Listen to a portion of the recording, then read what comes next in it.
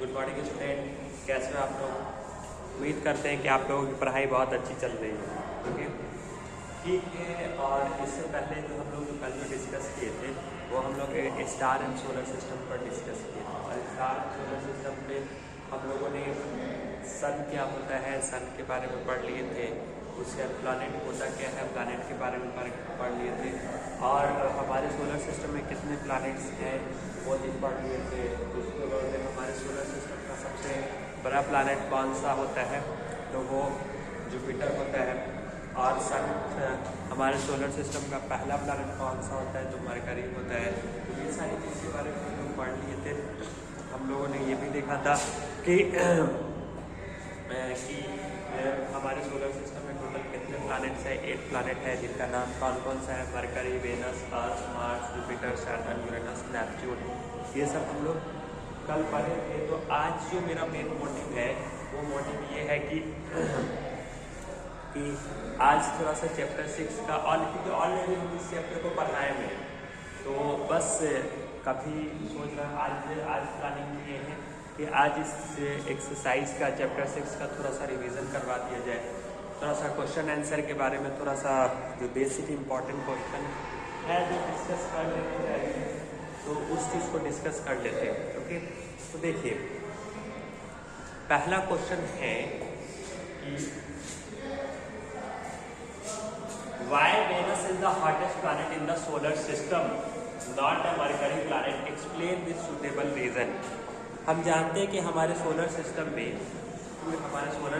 जितने भी 8 प्लैनेट हैं, उन सारे 8 प्लैनेट में सबसे ज़्यादा हॉटेस्ट प्लैनेट कौन सा होता है, तो वेनस होता है। ओके, मरकरी तो होता नहीं, जबकि मरकरी क्या है, सन से नज़दीक है, तो मरकरी को सबसे ज़्यादा हॉटेस्ट प्लैनेट होना चाहिए। फिर वेनस हॉटेस्ट प्लैनेट क्यों है, मरकरी क्यों नहीं है?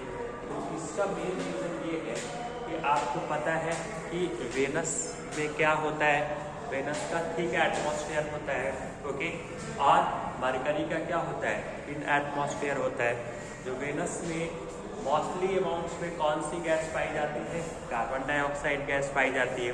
अब कार्बन डाइऑक्साइड गैस ज़्यादा रहेगा तो वहाँ पर क्या होगा, वो सन की रोशनी को क्या करता है, ट्रैप करता है, उसके अंदर में जब सन की रोशनी जब वेनस के अंदर आती है तो वेनस से पहुंचती है, तो वो वहाँ पर कार्बन डाइऑक्साइड गैस रहने के कारण और थिक एटमॉस्फेयर रहने के कारण वो उस रोशनी को ट्रैप कर लेते हैं, हीट को ट्रैप कर लेते हैं। उसी हीट को ट्रैप करने की वजह से क्या होता है,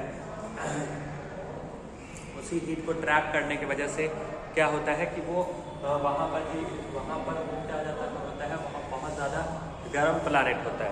ओके, बहुत ज़्यादा हॉटेस्ट प्लैनेट होता है। ओके, लेकिन मरकरी के केस में ऐसा नहीं है। मरकरी क्या होता है, मरकरी जो होता है वो थिन प्लैनेट्स होता है, क्योंकि वहाँ का जो एटमॉस्फेयर जो होता है वो थिन एटमॉस्फेयर होता है। ओके, जिस कारण से वहाँ पर ज़्यादा जो कार्बन डाइऑक्साइड गैस है वो हीट को ट्रैप नहीं कर पाती है। देखिए हमने लिखवाया है, क्या लिखवाया है कि Venus is the hottest planet due to the thick atmosphere. Venus hottest planet क्यों है, कि वहाँ पर का जो एटमॉस्फेयर जो होता है वो थिक एटमॉस्फेयर होता है। ओके, थिक एटमॉस्फेयर होता है और क्या मौजूद रहता है, कार्बन डाइऑक्साइड ट्रैपिंग हीट, उसमें क्या होता है, हीट मौजूद रहता है। उसके स्ट्रॉन्ग ग्रीन हाउस इफेक्ट, वहाँ पर ग्रीन हाउस इफेक्ट क्या होता है, ज़्यादा होता है। ओके, ग्रीन हाउस इफेक्ट ज़्यादा, ग्रीन हाउस इफेक्ट किसको कहते हैं, जब सन की रोशनी सन की रेज ऑफ लाइट जब किसी प्लैनेट पर पड़ती है तो वहाँ पर का जो जैसे ग्रीन हाउस इफेक्ट उसको कहते हैं, जब सन की रोशनी जब प्लैनेट पर पहुँचती है तो वो कार्बन डाइऑक्साइड गैस क्या करता है, उस सन की रेज को क्या करता है, ट्रैप करता है या उसकी हीट को अपने अंदर बनाए रखता है। ओके, उसको अपने अंदर से होकर जाने नहीं देता है, तो उसी को ही हम लोग क्या कहते हैं, ग्रीन हाउस इफेक्ट कहते हैं। तो वहाँ पर क्या होता है, ग्रीन हाउस इफेक्ट होता है। एक तो थिक एटमॉस्फेयर होता है, मोटा एटमॉस्फेयर होता है, कार्बन डाइऑक्साइड गैस की मात्रा ज़्यादा रहने के कारण वहाँ पर क्या करता है, वो सन की रोशनी को क्या करता है, ट्रैप कर लेता है, वो उसके जाल में फंस जाता है और उसकी वजह से वो उसकी रोशनी क्या हो जाती है, उस प्लैनेट से नहीं निकल पाती है। ओके, ये चीज़ है। तीसरा है स्लो रोटेशन रेट, वहाँ पर का जो रोटेशन रेट जो होता है वो क्या होता है, कम होता है, मतलब वो धीरे धीरे रोटेट करता है। ओके, धीरे धीरे रोटेट करने के कारण वो और ज़्यादा सन की रोशनी को ज़्यादा टाइम मिल जाता है उस पर फॉल रहने का, तो जिस कारण से वो और भी ज़्यादा हीटअप हो जाता है। लेकिन मरकरी के केस में क्या होता है, while Mercury becomes closer to the sun, जबकि मरकरी सन के नज़दीक होता है, हैज अ थिन एटमॉस्फेयर, इसका जो एटमॉस्फेयर जो होता है वो वेनस से कंपेयर में क्या होता है, पतला एटमॉस्फेयर होता है। ओके, थिन एटमॉस्फेयर होता है। नो ग्रीन हाउस इफेक्ट, यहाँ पर कोई ग्रीन हाउस इफेक्ट नहीं होता है। ओके, मरकरी के केस में कोई ग्रीन हाउस इफेक्ट नहीं होता है, जबकि वेनस के केस में ग्रीन हाउस इफेक्ट प्रोड्यूस होता है। तो ग्रीन हाउस इफेक्ट प्रोड्यूस होगा तो सन की रोशनी को तो प्राप्त करेगा ही। ओके, लेकिन मरकरी के केस में ऐसा नहीं देखने को मिलता है, जिस कारण से आपका वेनस क्या होता है, काफ़ी ज़्यादा हॉटेस्ट प्लैनेट होता है, मरकरी आपका हॉटेस्ट प्लैनेट नहीं हो पाता है। ओके, उम्मीद करते हैं कि ये वाला जो आंसर है वो आपको अच्छी तरीके से समझ में आ गया होगा। उसी तरीके से आप देखिए, दूसरा हमने लिखा है कि व्हाट इज एस्ट्रॉयड, एस्ट्रॉयड किसको कहते हैं। ओके, तो आप जानते हैं कि एस्ट्रॉयड कहाँ पे पाया जाता है, जो मार्स और जुपिटर जो होता है हमारे सोलर सिस्टम में जो 8 प्लैनेट है, उस मार्स और जुपिटर का के बीच जो भी हमारा एस्ट्रॉयड बेल्ट होता है वहीं पर देखने को मिलता है। तो वो एस्ट्रॉयड होता क्या है, तो देखिए asteroid are the small celestial object है। एस्ट्रॉयड कैसा है, ये एक तरह का छोटा सेलेस्टियल ऑब्जेक्ट है। सेलेस्टियल ऑब्जेक्ट किसको कहते हैं, जो भी ऑब्जेक्ट जो हमारे स्पेस में एग्जिस्ट करता है उसको हम क्या कहेंगे, सेलेस्टियल ऑब्जेक्ट कहेंगे। तो एस्ट्रॉयड भी आपका क्या है, स्मॉल सेलेस्टियल ऑब्जेक्ट है विच रिवॉल्व्स अराउंड द सन, जो कि सन के अराउंड ये भी रिवॉल्व करता है, लेकिन ये कहाँ पाया जाता है, between the orbit of Mars and Jupiter. ये मार्स और जुपिटर के बीच में आपको देखने को मिलेगा। जो एस्ट्रॉयड बेल्ट शुरू होते हैं वो मार्स और जुपिटर के बीच में आपको देखने को मिलते हैं। ओके, फिर देखिए asteroids are also called minor planet of the solar system. तो एस्ट्रॉयड जो होता है ये हमारे सोलर सिस्टम का माइनर प्लैनेट होता है। ओके, इसको आप माइनर प्लैनेट कहोगे। ओके, इसको भी आप छोटे से प्लैनेट्स के माइनर प्लैनेट्स में कंसीडर कर सकते हो, मान सकते हो। ओके, अब देखिए नेक्स्ट क्वेश्चन क्या है, how many satellite in Mars, name of them. Okay, कि हमारे मार्स में मार्स का जो कितने नेचुरल सैटेलाइट्स होते हैं, how many satellites in Mars, name of them. Okay, कि हमारे मार्स में कितने नंबर ऑफ सैटेलाइट्स होते हैं, कितने नंबर ऑफ नेचुरल सैटेलाइट्स होते हैं, उनका नाम क्या है। तो आपको पता है, हमने क्लास में बताया था कि मार्स के 2 सैटेलाइट्स होते हैं नेचुरल। पहले सैटेलाइट का नाम क्या है, फोबोस है, और दूसरे सैटेलाइट का नाम क्या है, डीमोस है। तो फोबोस और डीमोस क्या है, ये हमारे नेचुरल सैटेलाइट्स हैं। ओके, तो देखिए हमने लिखवाया है कि there are 2 satellite in Mars. पहला क्या है, फोबोस है, और दूसरा क्या है, डीमोस है। तो फोबोस और डीमोस ये एक तरह के हमारे नेचुरल सैटेलाइट्स में आते हैं। उसके बाद देखिए क्या है, what is artificial satellite. Artificial satellite कहते हैं किसको, तो देखिए आर्टिफिशियल सैटेलाइट्स क्या है, and artificial satellite is a human made object.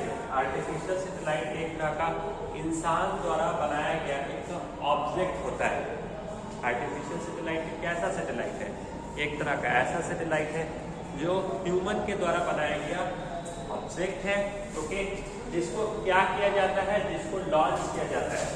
Okay, that is launched into the space and orbit. जिसको क्या किया जाता है, इसे स्पेस और ऑर्बिट में लॉन्च किया जाता है। अब ये ह्यूमन मेड ऑब्जेक्ट जो स्पेस में जो हम लॉन्च करते हैं, ये किसके अराउंड मूव करता है, that revolves around the planets. Okay, ये किसी प्लैनेट्स के अराउंड मूव कर सकता है। ओके, तो इस चीज को आप क्या कहोगे, आर्टिफिशियल सैटेलाइट्स कहोगे। ये प्लैनेट्स के राउंड मूव कर सकता है, मून्स के राउंड मूव कर सकता है। ओके, क्योंकि हम कोई भी जो आर्टिफिशियल सैटेलाइट्स भेजते हैं वो प्लैनेट्स पर भी भेज सकते हैं, किसी नेचुरल सैटेलाइट्स पर भी भेज सकते हैं।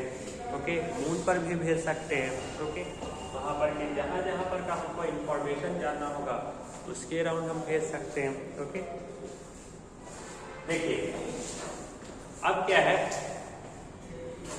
Y Earth is a unique planet, Earth एक यूनिक प्लैनेट क्यों है, अर्थ को यूनिक प्लैनेट क्यों कहा गया है? ओके तो देखिए Earth is a unique planet, Earth को यूनिक प्लैनेट इसलिए क्या कहा गया है?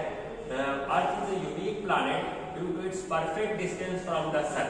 एक तो इसका सन से अर्थ के बीच का जो डिस्टेंस है एकदम परफेक्ट डिस्टेंस है। ओके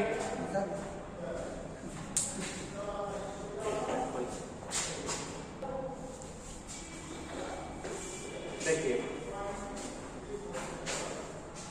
तो जो आपका नेचर से related by Earth is unique planet, Earth जो है वो हमारा यूनिक प्लैनेट क्यों है? तो सबसे पहले अर्थ से सन से अर्थ के बीच का जो डिस्टेंस है वो एक परफेक्ट डिस्टेंस है। आपको पता है कि कितना है? अगर कोई आपसे पूछेगा कि सन से अर्थ तक के बीच का डिस्टेंस कितना है तो आपको पता है 150 × 10⁻⁶ किलोमीटर होता है। ओके तो ये एक परफेक्ट डिस्टेंस है और सन से अर्थ के बीच का। ओके तो इसीलिए आप कहेंगे perfect distance from the sun. Okay sun से अर्थ के बीच तक का जो डिस्टेंस है ये एकदम परफेक्ट डिस्टेंस है। दूसरा आइडियल टेम्परेचर, आइडियल टेम्परेचर मतलब ना तो सबसे ज्यादा अत्यधिक टेम्परेचर होता है ना तो मतलब यहाँ अर्थ एक ऐसा प्लैनेट है ना तो सबसे ज्यादा अधिक गर्मी होता है ना तो सबसे ज्यादा अधिक गर्मी ठंडा होता है। मतलब ऐसा टेम्परेचर होता है जहाँ पर ह्यूमन उस टेम्परेचर को बर्दाश्त कर सकता है। ओके जिस कारण से ये इसको आइडियल टेम्परेचर कहा गया। ओके तो यहाँ पर आप देख सकते हैं आइडियल टेम्परेचर। ओके यहाँ पर आइडियल टेम्परेचर ना तो अत्यधिक ज्यादा आपको गर्मी देखने को मिलेगा, मतलब एक ऐसा टेम्परेचर मिल रहता है जिसको ह्यूमन क्या कर सकता है, उसको बर्दाश्त कर लेता है। ओके दूसरा क्या है? The Earth has a large quantity of water, Earth एक ऐसा प्लैनेट है जहाँ पर आपको पानी ज्यादा मात्रा में देखने को मिलता है। ओके ज्यादा से ज्यादा देखने को मिलता है। तीसरा Earth has a suitable temperature range, Earth के पास क्या है? एक अपना एक सुटेबल टेम्परेचर रेंज होता है, एक खास तरह का रेंज होता है, टेम्परेचर होता है जिसको ह्यूमन पर्सन इजीली आसानी से बर्दाश्त कर सकता है, उस टेम्परेचर पे रख सकता है। ओके ना तो अगर अत्यधिक ज़्यादा टेम्परेचर होगा तो वो भी ह्यूमन पर्सन बर्दाश्त नहीं कर सकता है, सबसे ज़्यादा ठंडा होगा तो उसको भी बर्दाश्त नहीं कर सकता है। ओके अर्थ एक तरह का ऐसा प्लैनेट है जहाँ पर क्या होता है, इसका प्रोटेक्टिव लेयर होता है। The Earth has a protective blanket ozone layer, Earth के पास क्या है? एक तरह का प्रोटेक्टिव ब्लैंकेट ओजोन लेयर होता है। और ओजोन लेयर क्या होता है ये आपको पता है, ये एक तरह का ऐसा लेयर होता है जो कि हम सन से जो भी अल्ट्रावायलेट रेडिएशन जो आती है, जो भी हार्मफुल रेडिएशन आती है, उससे ये क्या करता है? प्रोटेक्ट करने का काम करता है। अगर ओजोन लेयर नहीं होगा तो हमें क्या हो सकता है? स्किन कैंसर हो सकता है। और ओजोन का फॉर्मूला क्या होता है? O3 होता है। ओके तो O3 मतलब ऑक्सीजन के 3 एटम्स होते हैं, ऑक्सीजन के 3 एटम मिलकर ओजोन का फॉर्मेशन करते हैं। ओके ठीक है तो उम्मीद करते हैं कि ये वाला भी आपको आंसर आपको अच्छी तरीके से समझ में आया होगा। तो अगर आपसे कोई पूछेगा why Earth is a unique planet तो सबसे पहले बताइएगा कि अर्थ एक यूनिक प्लैनेट क्यों है? क्योंकि सन से अर्थ के बीच का जो डिस्टेंस है एक परफेक्ट डिस्टेंस है और वो डिस्टेंस का वैल्यू क्या है? 150 × 10⁻⁶ किलोमीटर है।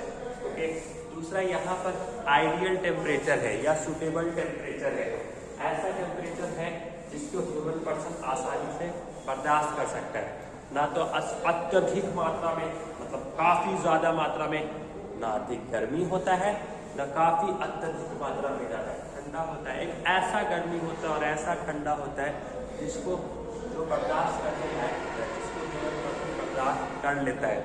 तो ये इसीलिए अर्थ हैज अ आइडियल एटमॉस्फेयर, यहाँ का एटमॉस्फेयर भी आइडियल है। ओके ना तो ऐसा एटमॉस्फेयर भी है जहाँ पर इंसान रह ही नहीं सके।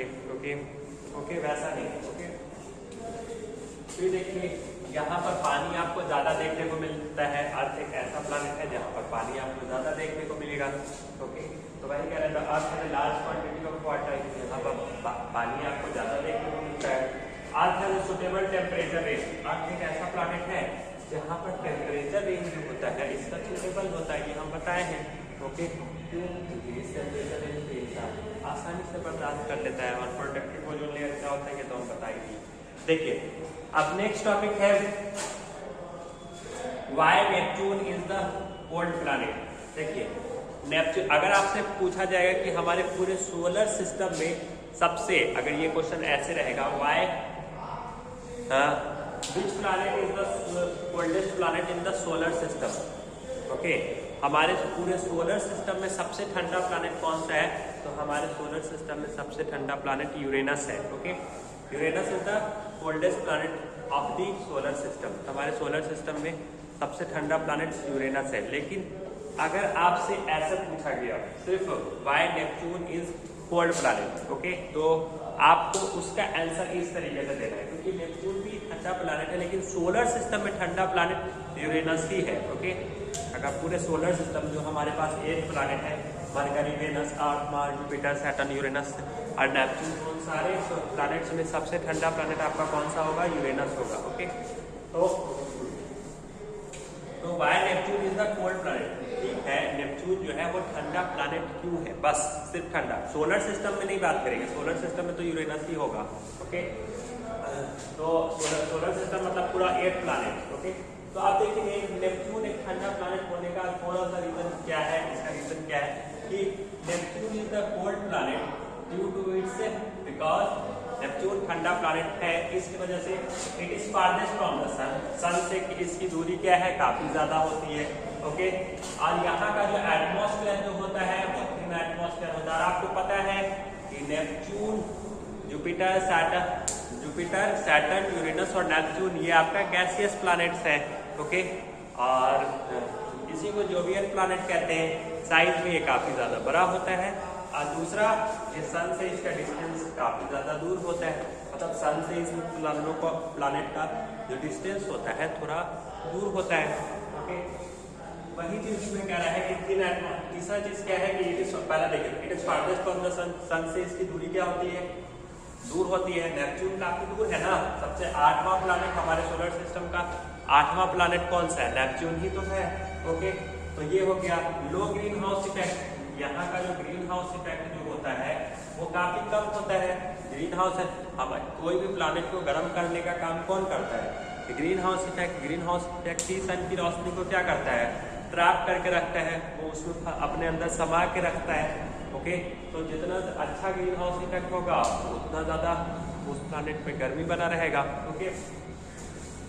तो देखिए तीसरा यहाँ का कोल्ड कोर होता है, ठंडा कोर होता है, temperature range approximately -350 degree Celsius होगा, ओके। अब देखिए largest satellites of the solar system, okay. अच्छा, जुपिटर जो होता है उसका अपना एक नेचुरल सैटेलाइट्स होता है, ओके, जुपिटर का भी अपना सैटेलाइट है, उसमें सबसे बड़ा सैटेलाइट कौन सा है, तो गैनीमेड्स होता है, ओके। उसी तरह से हमारे सोलर सिस्टम, ये ऑलमोस्ट हम हर चीज इसमें बताए हुए, इसीलिए हम बेसिक तरीके से एकदम सिंपल सा पॉइंट्स हम डिस्कस कर रहे हैं, ओके। इसके अंदर का हर चीज हम हाउ एंड वाई एकदम पूरा क्लास में एकदम अच्छी तरीके से समझा दिए हैं कि ये ऐसा क्यों होता है, इसमें नंबर ऑफ मून्स कितने होंगे, इसके सैटेलाइट्स कितने होंगे। हमने ये भी बताया है कि कोई भी प्लैनेट का कितने नंबर ऑफ मून्स होते हैं, कितने नंबर ऑफ सैटेलाइट्स होते हैं, किस प्लैनेट के सैटेलाइट्स होते हैं, किस प्लैनेट के सैटेलाइट्स नहीं होते हैं, उसका डायमीटर क्या है, उसका रेडियस क्या है, उसका मास क्या है, ओके। ये सब चीज़ हमने आपको लिखवा चुके हैं, पूरा एकदम अच्छी तरीके से बता चुके हैं। आज आप देखिए largest planet of the solar, ये ब्लू प्लैनेट, हमारे सोलर सिस्टम का ब्लू प्लैनेट कौन सा होता है, अर्थ होता है। अर्थ को ब्लू प्लैनेट क्यों कहा जाता है, तो आपको पता है कि अर्थ का जो 2/3 पार्ट जो होता है वो लैंड सरफेस होता है, और 1/3 पार्ट जो 2/3 पार्ट जो होता है ये वाटर सरफेस होता है, वाटर पार्ट होता है, और 1/3 पार्ट जो होता है ये आपका क्या होता है, लैंड सरफेस होता है। जिस कारण से सन की रोशनी जब इन पर पड़ती है तो उनके रिफ्लेक्ट और रिफ्लेक्ट के कारण क्या होता है, ये हमें क्या होता है, ब्लू दिखाई देता है, समझ गए आप। तीसरा चीज ये है ब्राइटेस्ट प्लैनेट, ब्राइटेस्ट स्टार कौन है, सीरियस है, ओके, सीरियस। देखिए nearest star of the solar system, हमारे सोलर सिस्टम का सबसे नजदीक स्टार कौन सा है, तो वो होगा आपका प्रॉक्सिमा सेंचुरी। जो प्रॉक्सिमा सेंचुरी जो होता है ये नियरेस्ट स्टार होता है हमारे सोलर सिस्टम का। उसके बाद देखिए the farthest planet of from the sun, sun से सबसे दूर प्लैनेट कौन सा है, नेपच्यून है। नेपच्यून जो होता है ये मॉर्निंग और इवनिंग स्टार, मतलब ऐसा कौन सा ऐसा प्लैनेट है जिसको मॉर्निंग और इवनिंग स्टार प्लैनेट कहा जाता है, तो वो आपका वेनस है। वेनस जो होता है ये आपका मॉर्निंग और इवनिंग इसका होता है। क्योंकि centre of the solar system आप जानते हैं सन ही हमारा क्या है, सोलर सिस्टम का सेंटर वाला पार्ट होता है। Who discovered the solar system? हमारे सोलर सिस्टम को कौन डिस्कवर्ड किया था? तो हमारे सोलर सिस्टम को कोपरनिकस ने डिस्कवर्ड किया था। रेड प्लैनेट सोलर सिस्टम का कौन सा होता है? तो रेड प्लैनेट्स हमारे सोलर सिस्टम का मार्स होता है, और स्मॉलेस्ट प्लैनेट्स हमारे सोलर सिस्टम का कौन सा होता है? तो हमारे सोलर सिस्टम का स्मॉलेस्ट प्लैनेट मरकरी होता है। तो उम्मीद करते हैं कि ये सारा टॉपिक आपको अच्छी तरीके से समझ में आया होगा। आज के लिए इतना ही रहने दिया जाए। ठीक है, बेस्ट ऑफ लक।